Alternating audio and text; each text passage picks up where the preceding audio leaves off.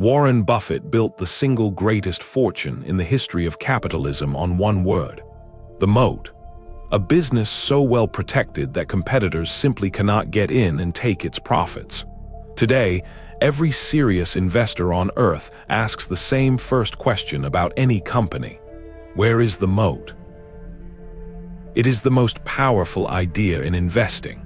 But Buffett wrote that rule for a slower world, a world before artificial intelligence could copy almost anything in an afternoon. So tonight, the moat goes on trial. The charge is the one I promised you last time, that in the age of AI, most of the moats you were taught to build are already draining away.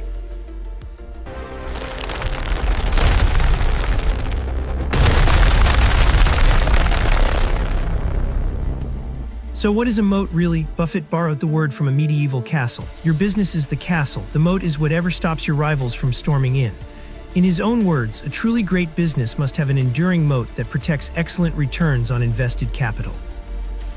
Strip out the finance language and it just means this: a moat lets you earn more money than it costs to run the business year after year without competitors copying you and competing it all away. No moat and your profits get competed down to almost nothing. That is the whole game. Buffett has leaned on this one idea for 50 years. Back in 1995, he called the best companies economic castles protected by unbreachable moats. Think about why Coca-Cola can charge more than a no-name cola that tastes the same. The brand, that is a moat you can taste. And there are really only 5 ways to dig one. A brand people trust like Coca-Cola. Switching costs when leaving you is just too painful. Network effects where every new user makes the thing more valuable for everyone else. A cost or scale advantage like Costco, who simply buys cheaper than anyone alive. Or efficient scale, a market only big enough for 1 or 2 players. Dig one of those deep enough that you outturn your costs for 10, 20 years or more, and that finally is a real moat, not a lucky year. On paper, it is beautiful, but a castle wall built in 1990 may not stop the weapon of 2026. So we called 2 witnesses, one to prove the moat still works, and one to show you in brutal detail what happens when it fails. Exhibit for the defense: seize candy. In 1972, Buffett bought it for $25 million. It needed only $8 million of capital to operate, and it threw off about 60% returns, year after year after year. By 2007, that same little candy company was doing $383 million in sales on just $40 million of capital. Why? Because people trust the brand. And trust lets Seas raise its prices for 50 straight years without losing its customers. That is a moat that did not erode. It got wider. The defense rests. And here is why Seas survives the AI era. You cannot download trust. You cannot prompt a chatbot to give you 100 years of a beloved brand. Some moats, the slow, human ones, AI cannot touch at all. Then the prosecution calls a company that had a moat right up until the day it didn't. Chegg. For years, Chegg owned online homework help. Millions of students paid every single month for its library of answers. Switching costs, scale, content nobody could match. A textbook moat. Then, on May the 2nd, 2023, Chegg became the first public company in the world to formally blame artificial intelligence for killing its business. Its chief executive admitted that students were walking away to ChatGPT. In a single day, the stock collapsed 48% to $9.08. Sit with that. A moat that took 15 years to build was drained in a matter of months by a free chatbot. Because AI collapses the cost of copying. The thing Chegg sold, answers to questions, suddenly cost nothing for anyone to get.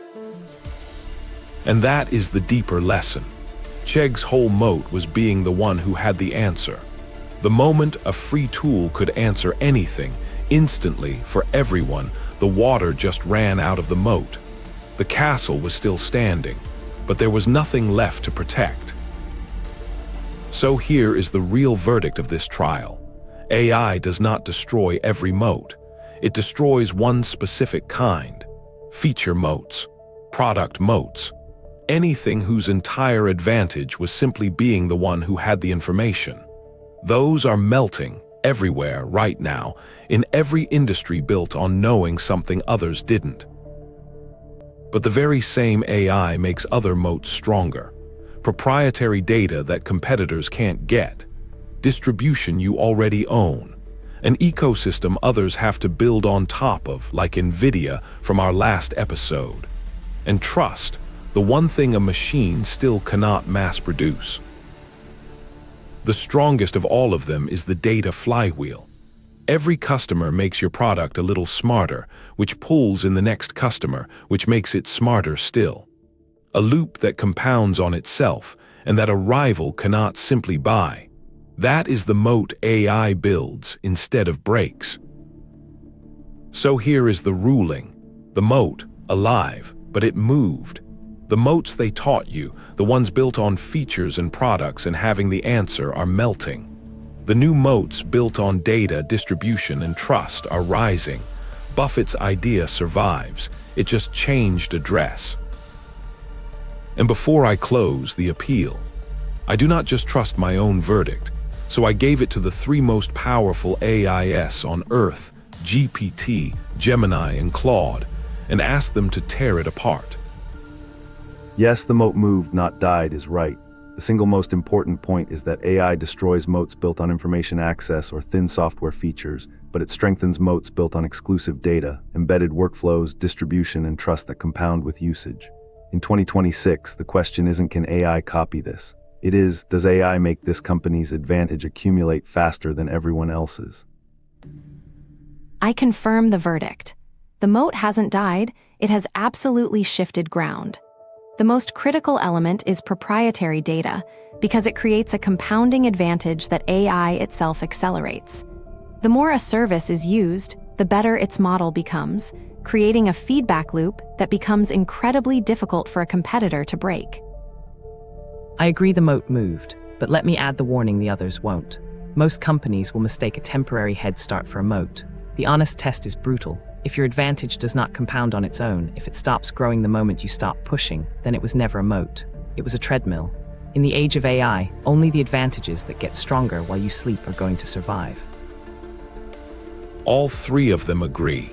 The moat moved, and together they sharpen it to one brutal test. If your advantage does not compound on its own, it was never a moat. Verdict confirmed. Which gives you the operator's test for 2026. Before you ever call something a moat, ask one blunt question. Does AI make this harder to copy or easier? Then run it through 3 checks. 1. Proprietary data and flywheels, an advantage that compounds the more you are used. 2. Distribution and ecosystem, being the platform that others have to depend on. And 3. Trust and brand, the one thing AI cannot mass produce. And here is the gut check that cuts through all of it. If a competitor armed with AI could rebuild your entire advantage in a single weekend, you do not have a moat. You have a head start.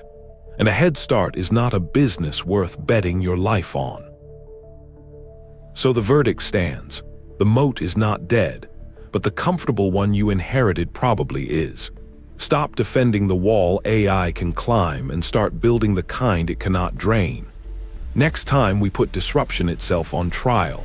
In the age of AI, does the future belong to the scrappy startup or to the sleeping giant? This has been Business on Trial. Court is adjourned.